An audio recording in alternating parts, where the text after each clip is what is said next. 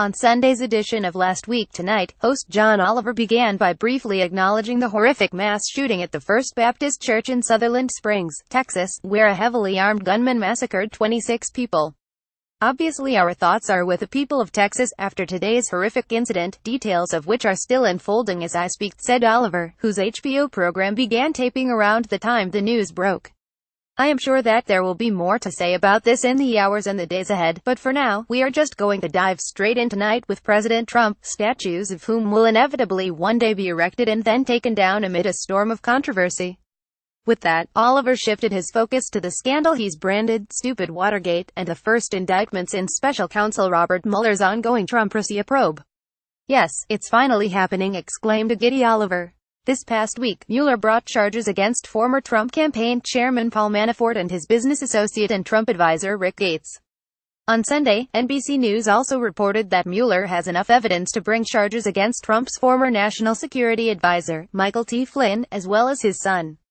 Manafort and Gates, according to the indictment, allegedly funneled over $75 million through foreign bank accounts, laundered tens of millions of dollars, lied to the IRS and Justice Department, and Manafort, believe it or not, even spent close to $1 million on antique rugs and over $1.3 million on clothes in an effort to launder money. "Over $2 million on rugs and clothes," exclaimed Oliver. "Now, I can't speak to the quality of rugs, but how the fuck is this guy spending that much on clothing? He looks like he bought all the suits he was going to wear for the rest of his life on one day in 1982 with a cashier's check for $900.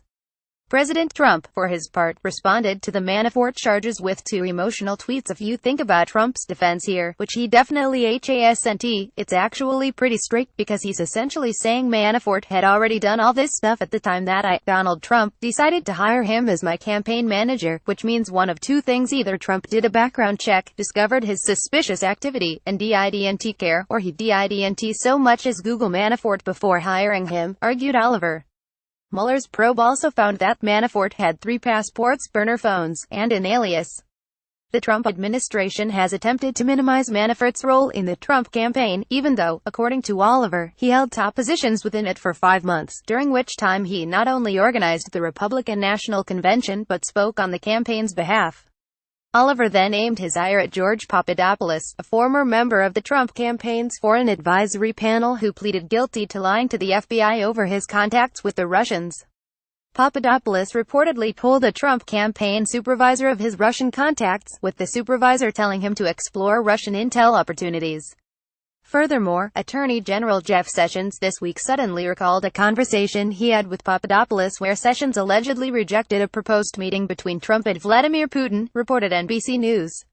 But Trump and his administration have claimed that Papadopoulos was nothing more than a low-level volunteer. Though he was on the Trump campaign's Foreign Advisory Panel, Trump complimented him in rallies and newspaper interviews, and Trump posted a photo to Instagram of Papadopoulos in a foreign policy meeting with Trump last March.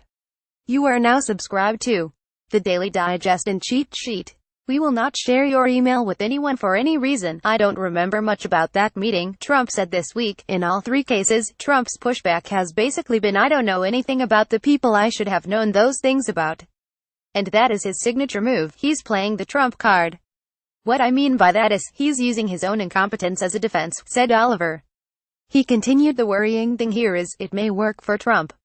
Because think of what the counterargument may have to be. This is a meticulous man who made strategic decisions fully aware of the consequences of his actions. That can be a tough case to make, but we cannot accept the Trump card as his defense here, because if we do, just think about what we would actually be saying there.